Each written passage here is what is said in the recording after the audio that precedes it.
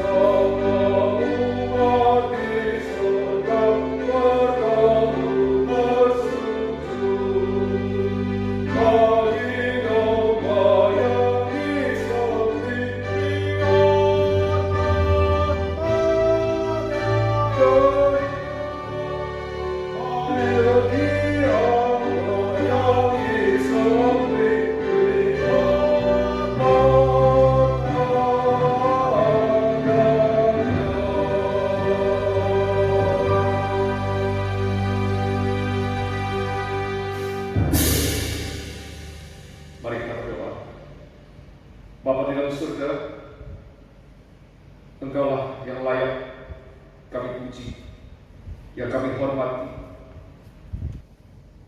Segala hormat dan puji serta syukur kami boleh naikkan ke hadapan-Mu. Kami bersyukur untuk pemeliharaan dan pimpinan, dan sehingga seizin daripada-Mu kami boleh memasuki bulan yang baru di minggu yang pertama. Dan kami saat ini, di pagi hari ini, kami boleh ada sebagaimana kami adanya. Kami bersyukur Engkau telah memberikan kami kesempatan untuk beribadah. Kami bersyukur kami boleh dipanggil dan dipilih untuk kembali menerima keselamatan melalui Kristus Yesus, dan kami boleh menjadi bagian daripada tubuh Kristus. Ampunilah segala dosa dan kesalahan kami. Biarlah ibadah kami pada pagi hari ini boleh berkenan kepada-Mu. Sucikanlah hati kami, diri kami, sehingga kami layak hadir di hadapan-Mu. Dan pada hari ini kami boleh mengalami perjumpaan dengan-Mu. Pimpinlah ibadah kami pada pagi hari ini dari permulaan hingga selesai. Kami naikkan doa ini di dalam nama Tuhan kami Yesus Kristus, penebus dan juru selamat kami yang hidup. Amin. Jemaat dipersilakan duduk kembali. Sebuah lagu pujian yang berjudul Oh Happy Day, atau di dalam bahasa Indonesia diterjemahkan dengan judul Hari yang Bahagia. Lagu ini ditulis oleh Philip Doddridge dan Edward Francis Rimbaud pada tahun 1854. Lagu pujian ini menyatakan hari yang berbahagia adalah di mana seseorang yang percaya pada Yesus Kristus. Hari itu adalah hari yang berbahagia karena ia menerima Yesus Kristus yang telah mati menebus dirinya. Kristus telah menjadi miliknya dan ia telah menjadi milik Kristus. Hari itu adalah hari yang berbahagia karena ia telah bebas dari dosa. Hari itu adalah hari yang berbahagia karena nanti di sorga ia akan berjumpa dan bersama dengan Tuhan selamanya. Mari kita menaikkan pujian ini. Pujian yang kedua, nyanyian hidup puji-pujian Kristen nomor 307, Hari yang Bahagia. Oh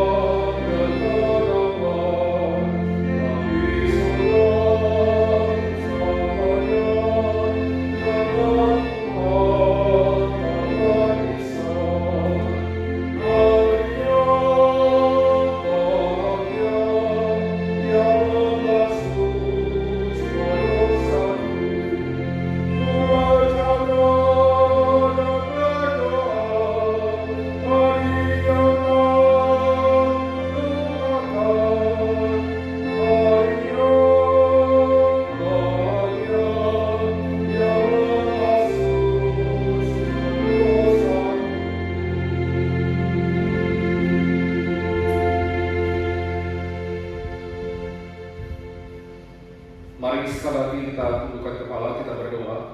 Kita mohon pimpinan Tuhan untuk waktu pemberitaan firman. Bapa di dalam surga,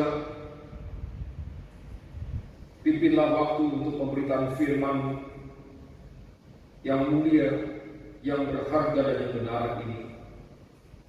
Berikanlah kepada kami hikmat-Mu, sehingga kami tidak mengandalkan pikiran kami, nalar kami, logika kami untuk memahami firman-Mu.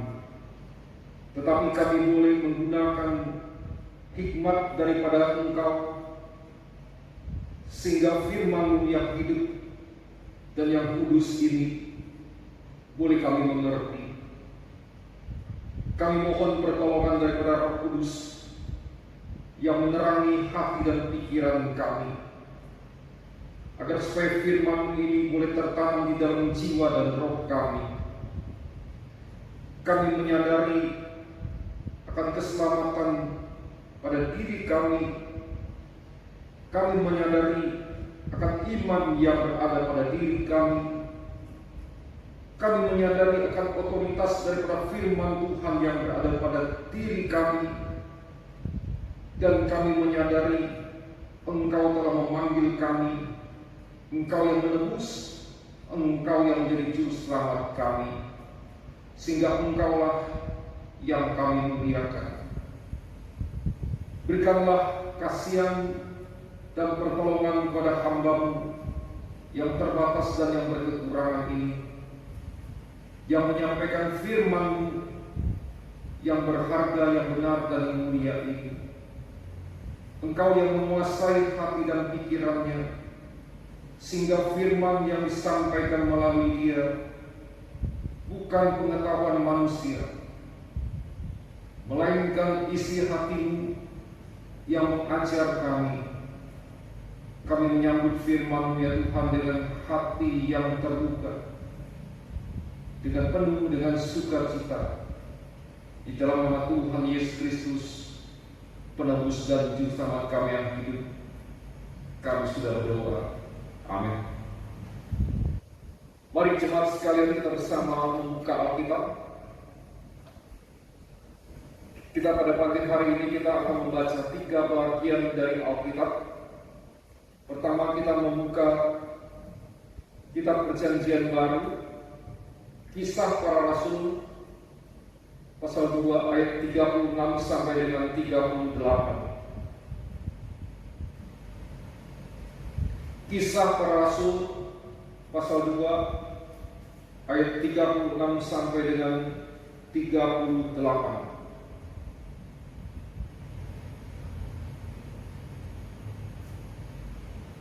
Kisah Para Rasul pasal 2 ayat 36 sampai dengan 38. Mari kita membaca bersama.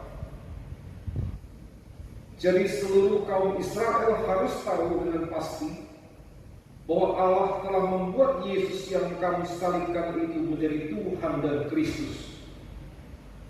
Ketika mereka mendengar hal itu, hati mereka sangat terharu.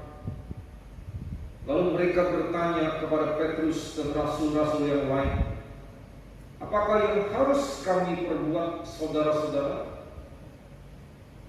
Ayat 38. Jawab Petrus kepada mereka, "Bertobatlah dan hendaklah kamu masing-masing memberi dirimu dibaptis dalam nama Yesus Kristus untuk pengampunan dosamu, maka kamu akan menerima karunia Roh Kudus." Kita membaca bagian yang kedua, Kisah Para Rasul pasal 22 ayat yang ke-16.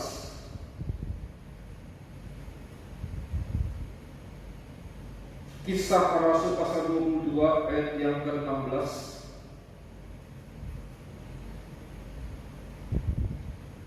Mari kita membaca bersama.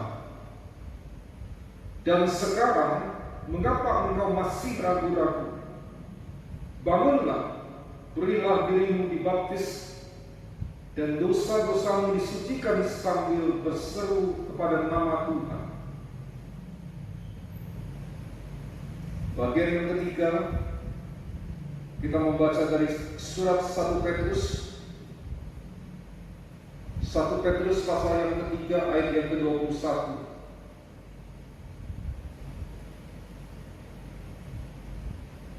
1 Petrus pasal 3 ayat yang ke-21. Mari kita membaca bersama. Juga kamu sekarang diselamatkan oleh kiasannya, yaitu baptisan. Maksudnya bukan untuk membersihkan kenajisan jasmani, melainkan untuk memohonkan hati nurani yang baik kepada Allah oleh kebangkitan Yesus Kristus.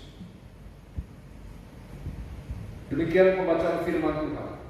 Berbahagialah kita yang membaca, yang mendengar, yang memelihara, yang memperhatikan, dan yang melaksanakan firman-Nya setiap saat. Jemaat yang dikasihi Tuhan Yesus Kristus,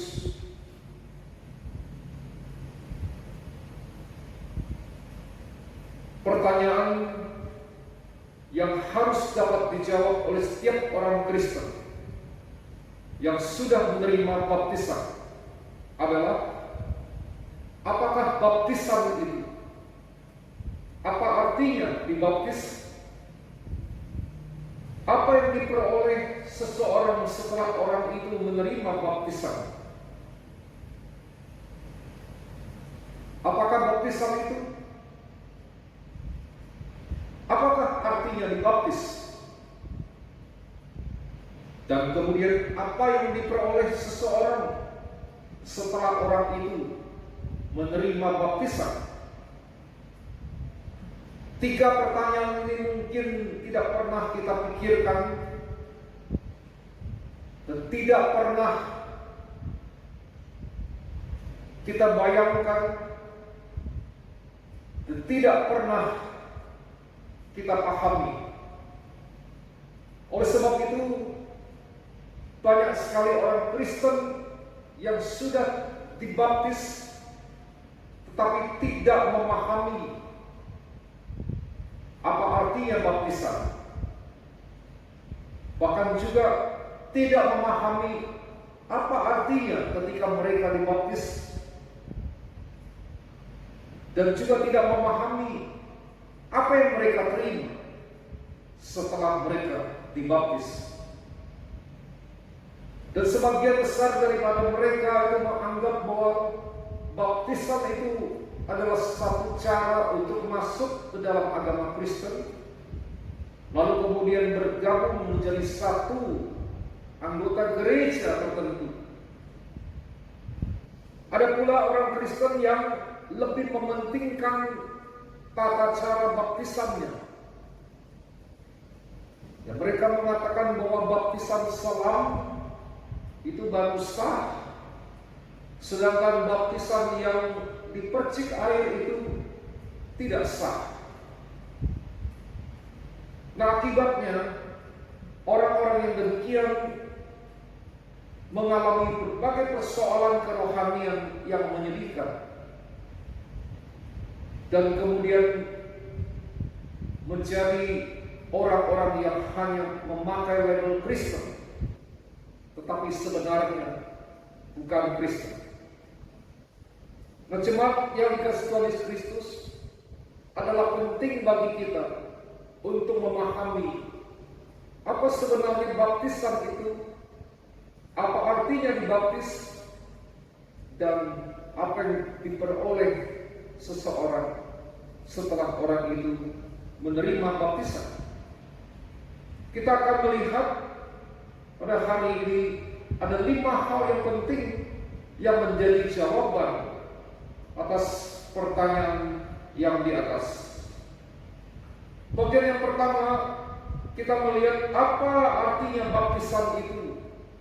Maka kita melihat kepada apa yang ditulis oleh Rasul Petrus di dalam surat Petrus pasal 1 ayat 3, pasal 1 Petrus pasal 3 ayat 21, di mana di sana dikatakan baptisan itu adalah membersihkan bukan membersihkan kenajisan jasmani, melainkan untuk memohonkan hati nurani yang baik kepada Allah oleh kebangkitan Yesus Kristus.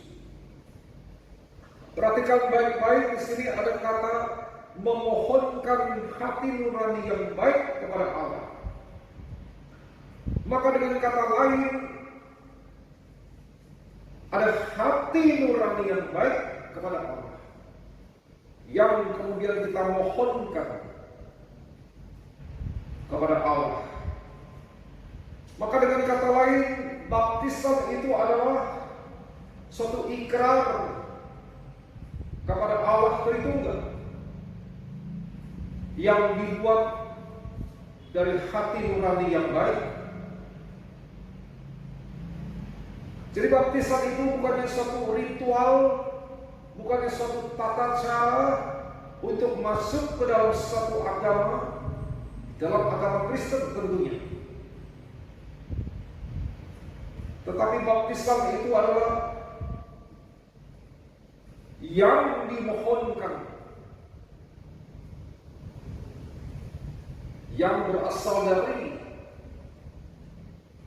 hati nurani yang baik kepada Allah. Ketika kita berbicara tentang hati nurani, maka hati nurani itu sebenarnya adalah apa? Hati nurani itu tidak terlihat oleh mata jasmani kita. Hati nurani ini adalah pemberian daripada Tuhan yang diberikan hanya kepada manusia. Jadi hati nurani itu dapat diartikan sebagai bagian daripada jiwa manusia yang menyebabkan setiap manusia memiliki perasaan yang bersalah ketika dia menentang, dan sebaliknya memiliki perasaan yang senang dan damai sejahtera ketika pada saat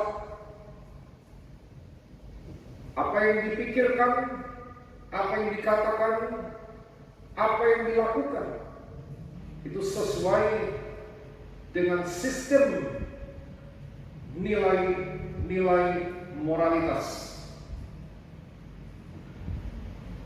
Di dalam seluruh perjanjian baru, kata hati nurani ini menggunakan kata di dalam bahasa Yunani adalah sunaidesis, yang berarti kesadaran moral.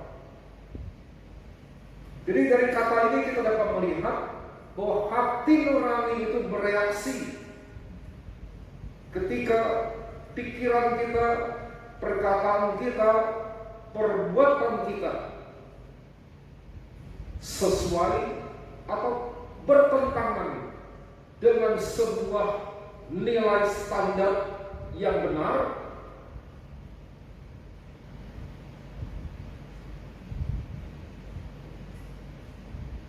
dengan kata lain, hati nurani itu akan berbicara ketika seseorang itu berpikir tidak benar. Hati nurani itu juga akan berbicara kepada orang itu ketika orang itu berkata tidak jujur. Hati nurani itu juga akan berbicara terhadap orang itu ketika dia berbuat suatu kesalahan atau kejahatan. Namun jemaat yang dikasihi Tuhan Yesus Kristus, hati nurani manusia ini menjadi rusak bahkan mati ketika manusia jatuh ke dalam dosa.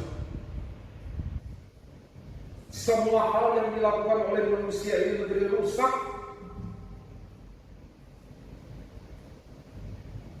dan dipenuhi dengan kejahatan. Manusia itu tidak lagi melakukan sesuatu, berpikir sesuatu, berkata sesuatu menuruti hati nurani yang baik, tapi menurut hati nurani yang buruk, bahkan tanpa hati nurani sama sekali. Maka hati nurani ini menjadi buta, hati nurani ini menjadi mati, sehingga tidak mengherankan dari masa ke masa, dari abad ke abad, dari zaman ke zaman, manusia itu selalu melakukan kejahatan. Jadi sekali lagi diperhatikan bahwa hati nurani manusia ini sudah menjadi rusak dan mati karena dosa. Lalu bagaimana caranya, apa yang harus dilakukan oleh manusia agar supaya memiliki hati nurani yang baik?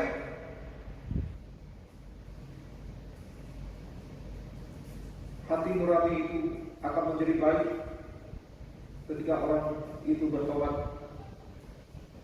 Itu sebabnya jemaat yang dikasih Tuhan Yesus Kristus adalah menjadi hal yang penting bagi kita ketika kita menerima baptisan. Baptisan itu adalah merupakan suatu ikrar kepada Allah Tritunggal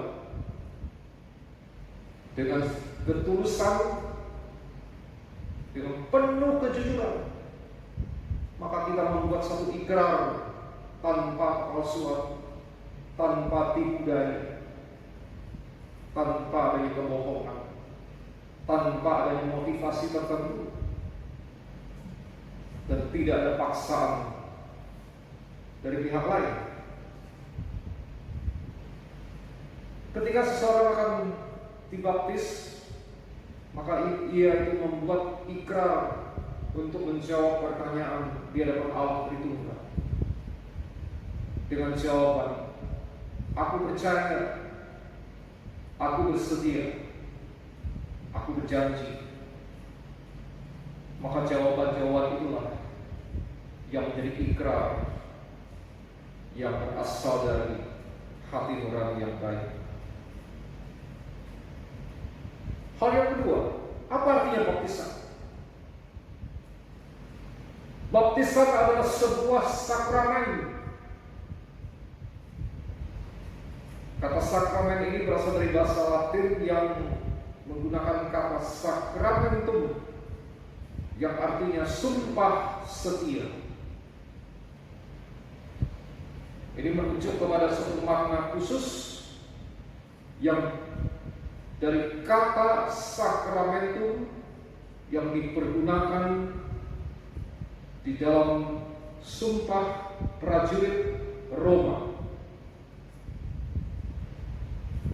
Ketika seseorang itu akan menjadi seorang prajurit dari kerajaan Roma, maka ia mengucapkan sumpah setia kepada negara dan kaisar. Maka mereka mengucapkan sumpah itu sambil mengangkat sebelah kanannya dan sambil berkata, aku melakukan semuanya ini dengan kejujuran, dengan kebenaran, dengan hati nurani yang baik.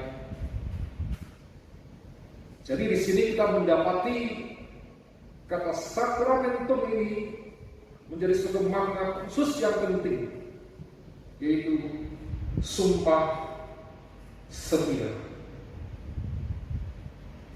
Lalu mengapa baptisan itu disebut sebagai sakramen atau sakramentum?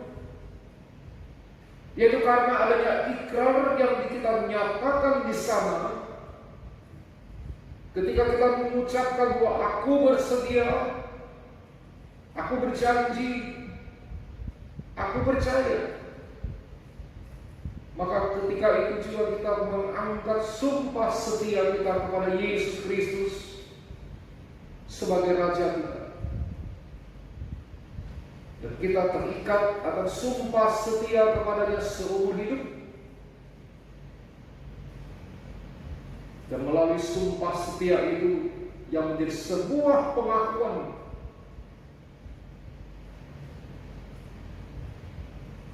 di dalam ucapan kita, di dalam iman kita, di dalam hati, pengakuan ini adalah berasal dari hati nurani yang baik, yang berasal dari iman di dalam hati.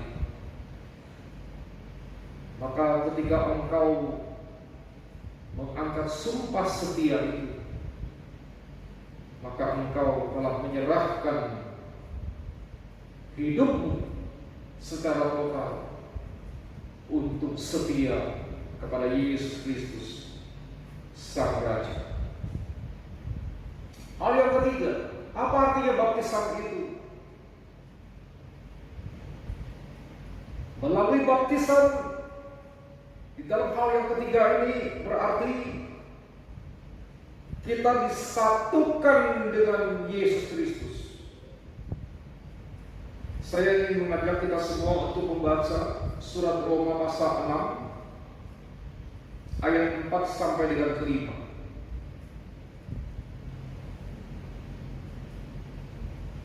Roma pasal 6 ayat 4 sampai dengan ke-5.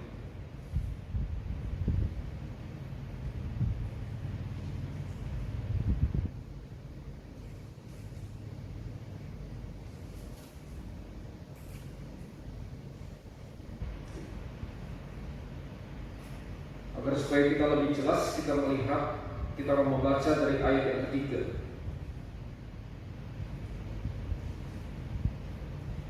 Mari kita membaca bersama.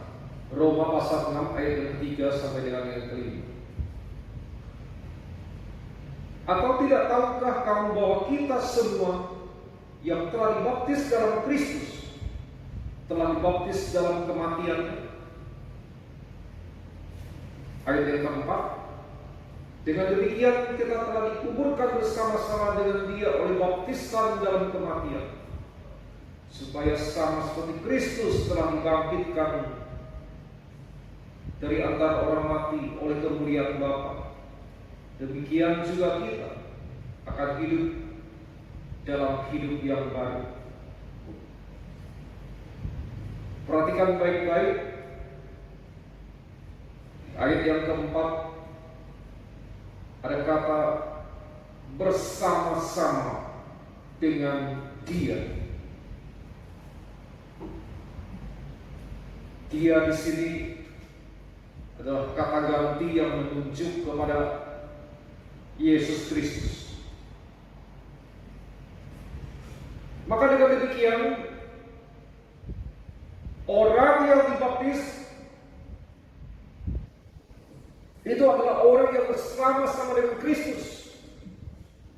Orang yang menerima baptisan itu adalah orang yang bersama-sama dengan Kristus, bukan di luar Kristus.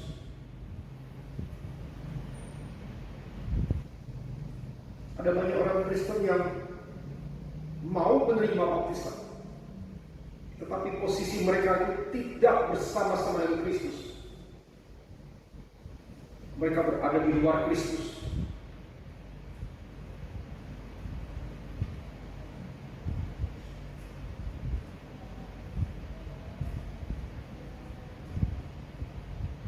Seseorang yang menerima baptisan, Paulus di sini berkata, ia telah dikuburkan bersama-sama dengan Kristus oleh baptisan dalam kematian. Artinya apa? Seseorang yang menerima baptisan berarti dirinya yang adalah manusia yang lama telah mati bersama-sama dengan Kristus di dalam kematian, dikuburkan bersama-sama dengan Kristus, dan setelah itu orang itu menjadi manusia yang baru yang kemudian dibangkitkan bersama-sama dengan Kristus dengan kehidupan yang baru. Nah, itu sebabnya jemaat sekalian yang dikasihi Tuhan Yesus Kristus, berarti kita menerima baptisan berarti kita menanggalkan manusia lama kita, sikap hidup kita, prioritas hidup kita, pikiran kita, perasaan kita, perbuatan kita, perkataan kita, pikiran kita yang lama yang berdosa. Lalu kemudian kita mengenakan manusia baru, itu sikap hidup kita, prioritas hidup kita, perasaan kita, pikiran kita, perbuatan kita, perkataan kita, dan seterusnya yang baru. Sehingga kita tidak lagi hidup di dalam kehidupan yang lama, tetapi kita berada dalam kehidupan yang baru. Kita menghidupi kehidupan kita itu dengan kehidupan yang baru.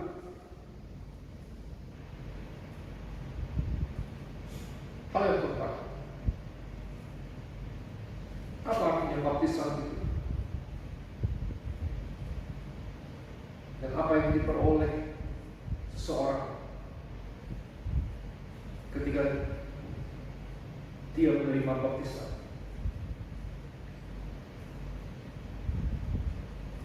Kita membaca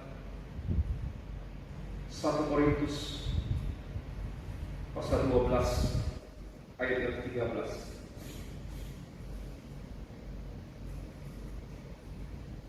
1 Korintus pasal 12 ayat yang ke-13.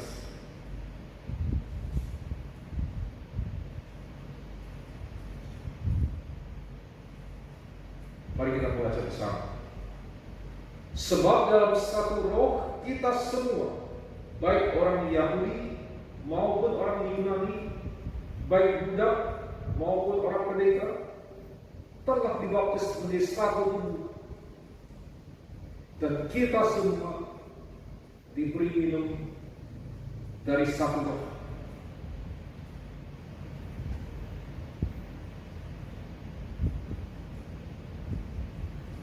Maka dengan demikian kita bisa melihat di sini, menerima baptisan berarti kita menjadi anggota tubuh Kristus.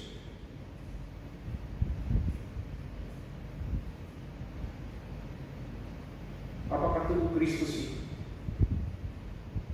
Banyak sekali orang Kristen yang menganggap tubuh Kristus itu sebagai organisasi dunia, sebagai satu pertemuan sosial. Tetapi sebetulnya tubuh Kristus itu bukan organisasi apapun yang ada di dunia. Tubuh Kristus itu adalah gerejanya, yang di dalamnya terdapat orang-orang yang sudah dipanggil, dipilih, dan ditentukan oleh Allah Tritunggal untuk menerima keselamatan, dan kemudian hidup dengan persekutuan dengan Allah Tritunggal itu.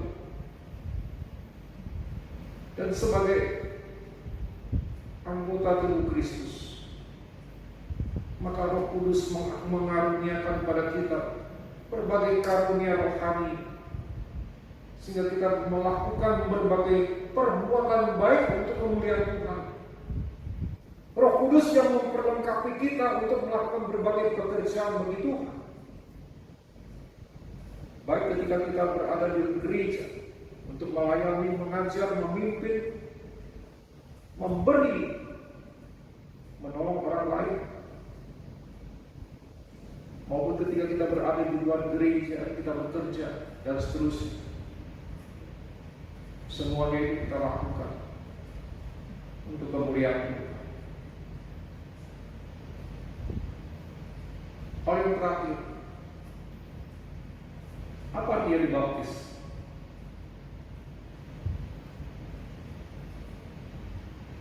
Dibaptis artinya kita menjadi ciptaan yang baru. Mari kita bersama-sama membaca 2 Korintus pasal 5 ayat yang ke-17.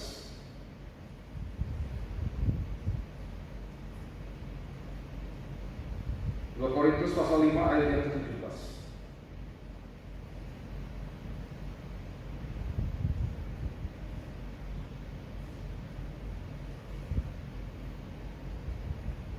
Jadi siapa yang ada di dalam Kristus, ia adalah ciptaan baru.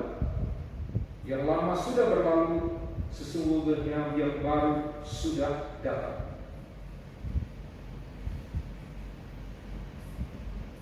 Kita perhatikan di sini ada kata Siapa yang ada di dalam Kristus?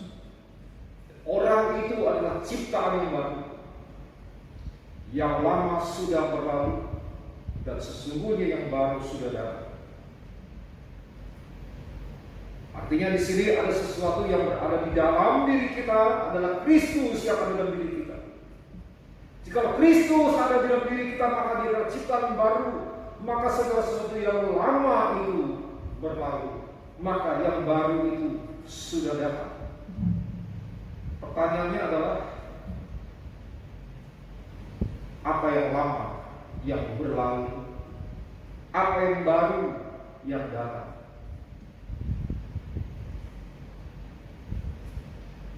Jikalau saudara menyatakan bahwa diri saudara adalah orang Kristen,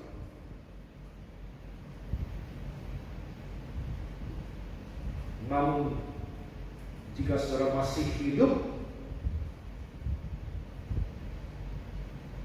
dengan cara yang lama, masih hidup di dalam dosa,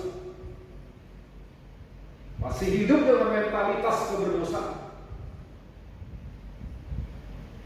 maka sesungguhnya engkau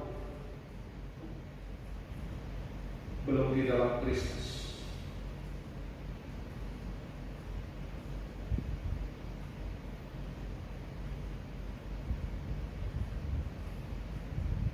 Jika pada waktu kita menjadi orang Kristen, kita masih berpegang pada mentalitas kita yang lama, maka kita tidak akan pernah mengalami mentalitas yang baru. Jika kita masih berpegang pada cara hidup yang lama, maka kita tidak akan pernah memperoleh cara hidup kita yang baru.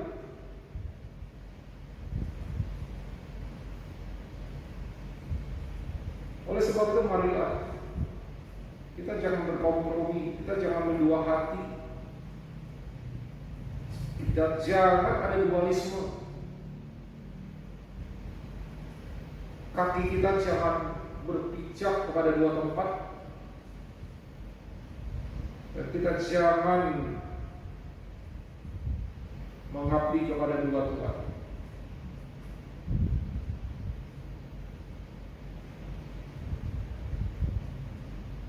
Baptisan itu berbicara tentang kematian total.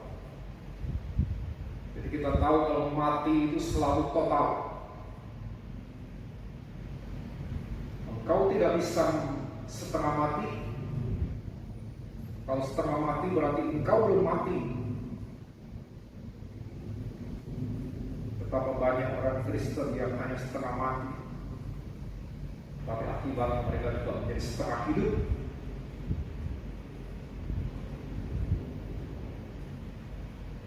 Nah, sesungguhnya tidak ada gunanya menjadi orang Kristen yang setengah mati. Menjadi orang Kristen yang setengah mati itu sangat menyedihkan.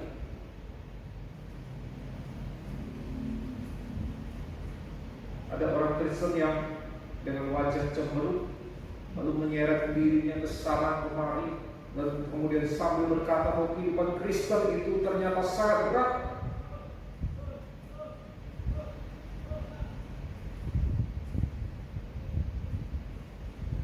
Lalu mereka berkata, mengapa aku harus hidup masuk ke dalam kehidupan yang semacam ini?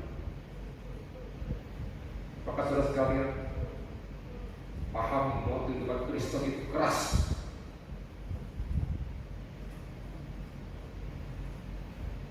Seperti kehidupan seorang prajurit.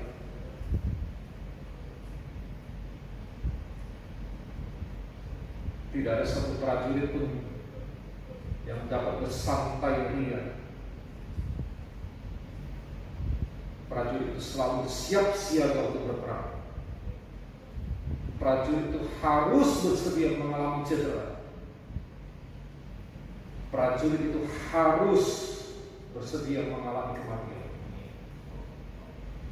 Tetapi ada kemenangan yang menunggu. Jadi sekali lagi, baptisan itu adalah komitmen untuk mati. Mati bagi apa? mati bagi hidup yang lama, supaya kita bisa mendapatkan hidup yang baru, yang bebas daripada dosa.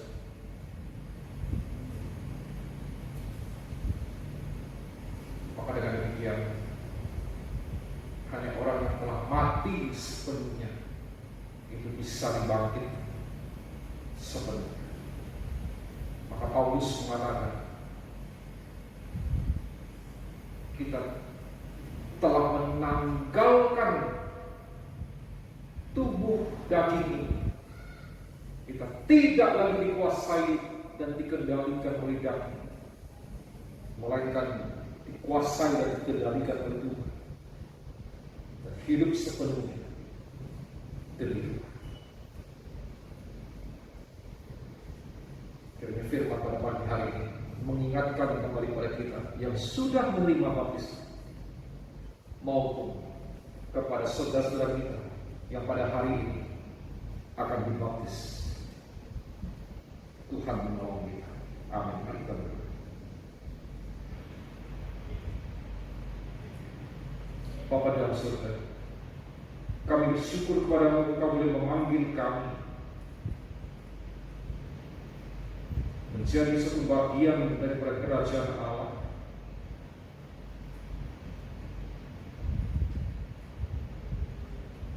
Kiranya Engkau mengingatkan kembali kepada kami suatu ikrar dan sumpah setia yang pernah kami ucapkan, yang dibuat dari hati nurani yang baik. Kiranya apa yang kami ikrarkan dalam sumpah setia kami tidak hanya menjadi pengakuan yang kosong, tetapi kami boleh berpegang seumur hidup kami. Dan kami juga boleh menjadi satu dengan Kristus seumur hidup kami. Segala sesuatu diri kami yang lama, kehidupannya kami yang lama, kami tanggalkan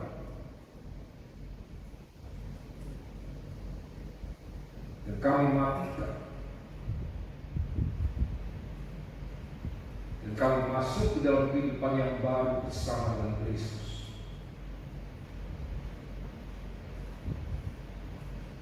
Kiranya kami juga menjadi satu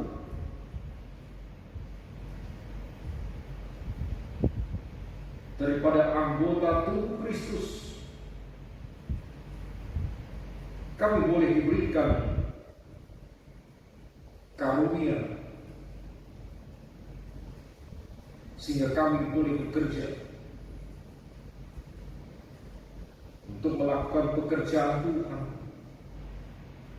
yang memuliakan nama. Terpuji nama-Mu ya Bapa. Kami menyerahkan setiap pribadi kami ke dalam tangan-Mu. Pimpinlah kami supaya kami tidak mengingkari ikrar dan sumpah setia kami, sehingga ketika kami bertemu dengan Engkau, kami boleh memperoleh mahkota kehidupan. Kami juga menyerahkan jemaat yang pada hari ini akan menerima baptisan. Kiranya Roh Kudus yang menentukan diri mereka, yang mengendalikan, yang menguasai diri mereka. Ini doa kami di dalam nama Tuhan Yesus Kristus, penebus dan juru selamat kami yang hidup. Kami sudah berdoa. Amin. Jemaat dipersilakan berdiri. Arahkan hatimu kepada Tuhan. kasih dan anugerah dari Allah Bapa, Sang Pencipta langit dan bumi, kasih karunia dari Tuhan kita Yesus Kristus, pertolongan, persekutuan, dan penghiburan dari Allah Roh Kudus yang senantiasa menyertai kita semua dari saat ini sampai selama-lamanya. Amin. Jemaat kita akan duduk kembali saat itu ibadah selesai. Sampai berjumpa.